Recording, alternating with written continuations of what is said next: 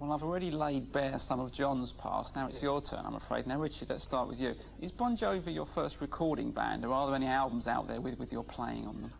No, actually, I've been a session musician for a while, and I've played on, a few different records, some independent releases and stuff like that. I had my own band called Message that I couldn't believe it. Last year we did an in-store at a store in London. I forgot the name of the store, actually, but I walked in there, and the Message Records was there. I had my own independent release on my own independent label back in Jersey before Bon Jovi. Yeah. And also I was in a band called Duke Williams and the Extremes on Capricorn. And I was an extreme, of course. A catchy little name. Yeah, it was on Capricorn Records, the Allman Brothers' old label, which is now defunct. But back then it was a sort of a jazz funk fusion type of band with a lot of black influence in it. So I took my musical influences to the left a bit, and I left for about a year, and I toured with them, and I made a record with them also. So. Okay. Well, that's interesting. Now, what about you then, David? No, this is the first recording stuff I've done.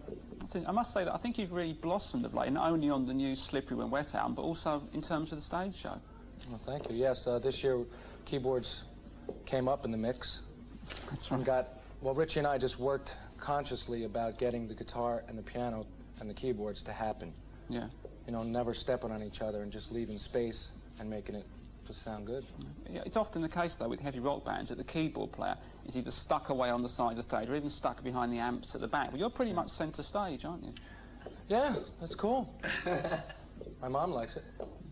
Now, Richard, you've actually established a very good songwriting relationship with John, but do you write songs outside of Bon Jovi, possibly stuff that isn't suitable for this particular band? Yeah, well, John and I have been writing a lot lately.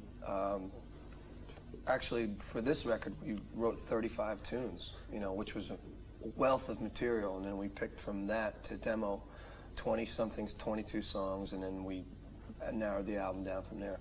But we've also been writing for other artists now.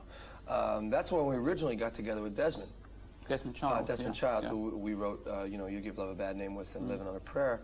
We got together with him because John and I wanted to establish ourselves as writers. So he was the way that we were going to get to other people, because he would be in New York walking the streets with the material while John and I were out on the road, and we couldn't, get out there and panhandle our own stuff. Yeah. So we were going to go through his medium to do that, and then we ended up writing a couple songs that we just couldn't throw away. Right. So, but we wrote a couple songs for Loverboy and stuff on their new record, and might show up, and Pat Benatar might do a few. So that's interesting. You might see some Bon Jovi songs on some other records. Yeah, David, it's obvious that Bon Jovi is now crossed over to a larger audience, but are you frightened of crossing over too much and being thought of as pop stars rather than rock and rollers? No, I don't think we'll have that problem just for the fact of our live performance.